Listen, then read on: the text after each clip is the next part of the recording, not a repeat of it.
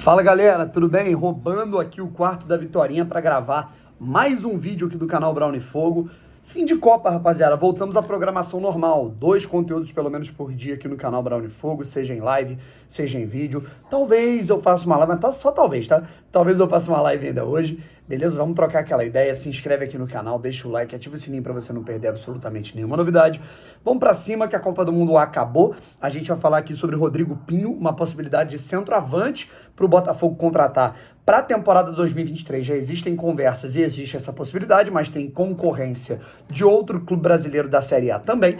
E a gente vai falar aqui até sobre o Di Maria, porque o Textor parece que tá brincando um pouco com a emoção do torcedor botafoguense, apesar de eu ter, assim, quase certeza que não vai rolar nada nesse sentido, tá legal? Se inscreve aqui no canal Brown e Fogo, deixa o like, ativa o sininho. Lembrando, estamos voltando a todo vapor, rapaziada. Estamos com 82.300 inscritos, se eu não me engano. Vamos tentar chegar a 83 mil inscritos em breve. Vamos pra cima, que aqui tem muito Botafogo. Lembrando, se você me conhece de outras bandas, TikTok, Casé TV, outros trabalhos, esse aqui é o meu primeiro canal, obviamente o canal Brown e Fogo. Esse canal aqui é único e exclusivamente sobre o Botafogo. Se você quer me ver falando sobre outros times, outras situações, seleção, Copa, vou colocar aqui os meus outros canais, meus outros perfis na descrição para você também me acompanhar e me seguir em todas as redes sociais, beleza?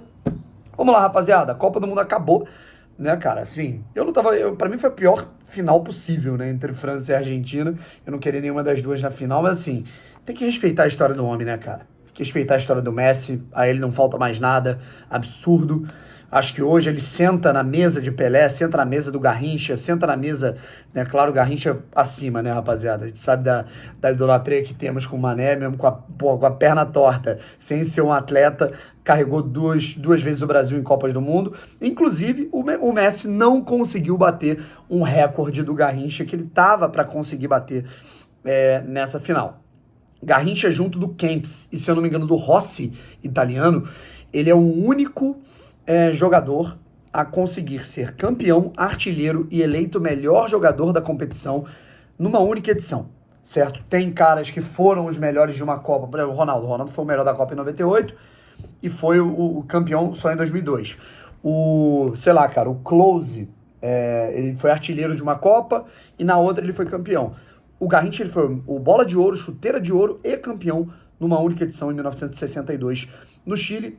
O Messi foi o melhor da Copa, foi o campeão, mas não foi o artilheiro. O artilheiro, obviamente, foi o Kylian Mbappé, que meteu simplesmente um hat-trick numa final de Copa.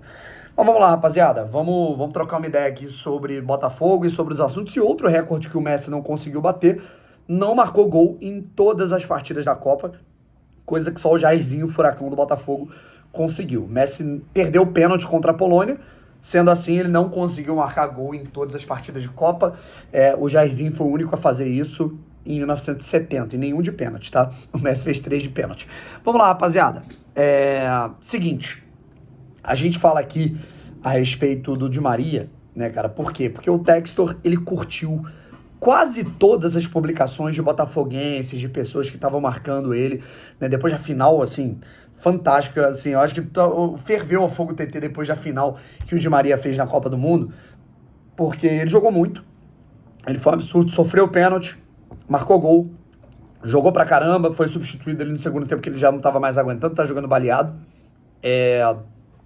E o Textor, ele curtiu, né, no Twitter todas as publicações de botafoguenses que marcavam ele em montagem, com o Di Maria com a camisa do Botafogo, pedindo o Di Maria, falando da final, elogiando. O Textor gosta de colocar aquela pimenta, né, cara? Ele gosta muito disso.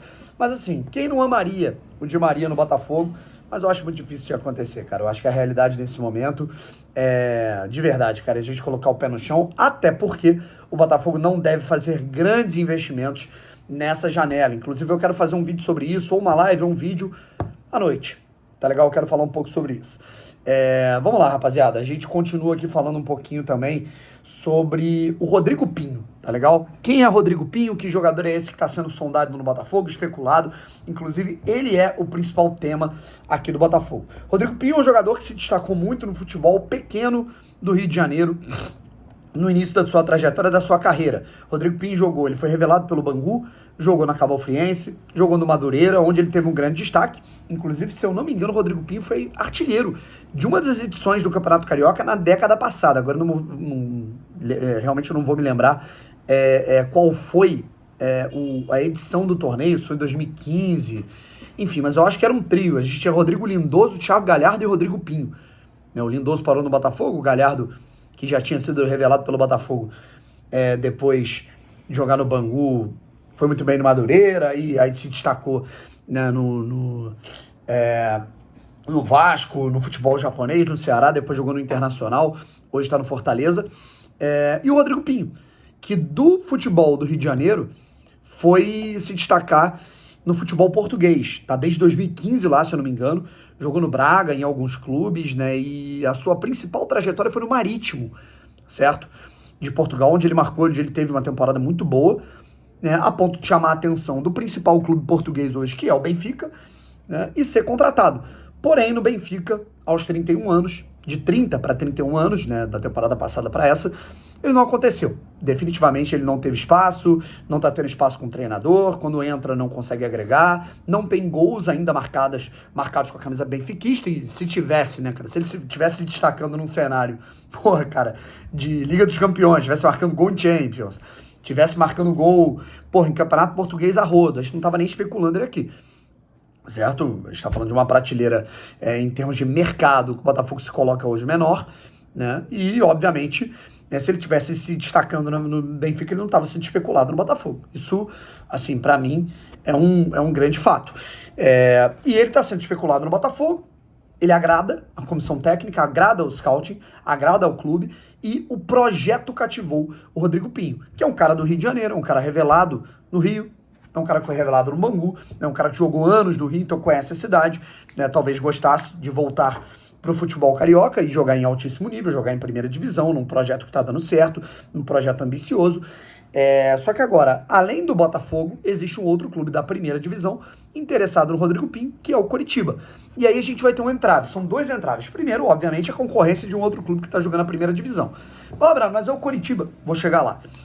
Segundo, que o Benfica ele não vai amolecer para o Botafogo da mesma maneira que talvez tenha amolecido em relação ao Gabriel Pires. O Gabriel Pires chegou um momento que o Benfica falou, tá, vai, toma e pega o jogador aí sem custos, né, cara? Transfer zero e empréstimo. Né? Empréstimo sem custos, coisa que não deve acontecer com o Rodrigo Pinho, tá? O Botafogo teria que pagar uma compensação financeira, seja por empréstimo. Acredito que comprar o jogador o Botafogo não venha fazer, né? Dar um dinheiro pelo empréstimo, ok, acredito que aconteça. Inclusive, o noticiário paranaense fala que a intenção do Coritiba, num primeiro contato feito com o Benfica, é a compensação financeira pelo empréstimo do jogador. Ou seja, pô, Brown, aí você vai falar aqui, a galera vai ficar puta, mas Brown, Botafogo, o Coritiba não tem nem dono ainda, beleza que tá começando a entrar grana, tem uma galera, enfim, tem burburinhos ali de um Coritiba mais, digamos assim, potente acontecendo, mas pô, o Botafogo já é SAF há mais de um ano não, pouco menos de um ano. Porra, vai perder o jogador pro Coritiba porque não quer pagar um empréstimo de um jogador, né, cara, de um centroavante. E aí, cara, primeiro, né, eu acho que o Botafogo não pode perder esse jogador, é uma boa oportunidade, é um centroavante, tá, gente, um homem-gol. O Botafogo precisa desse centroavante reserva pro Tiquinho Soares. Desde a saída do Erisson, a gente tem essa, digamos assim, essa carência, né, quando não tem o Tiquinho, né, e quando o Tiquinho chegou, inclusive, ele tava machucado. O Júnior Santos teve que ser improvisado de centroavante, não ficou legal. O Botafogo tem que ter um centroavante reserva. E agora, o Botafogo, cara, eu acho que isso ilustra bem qual é a realidade do Botafogo sem se classificar para Libertadores. Por isso que quando as pessoas vinham na minha live falar que, Bruno, eu prefiro Sul-Americano do que Libertadores, eu ficava tão puto.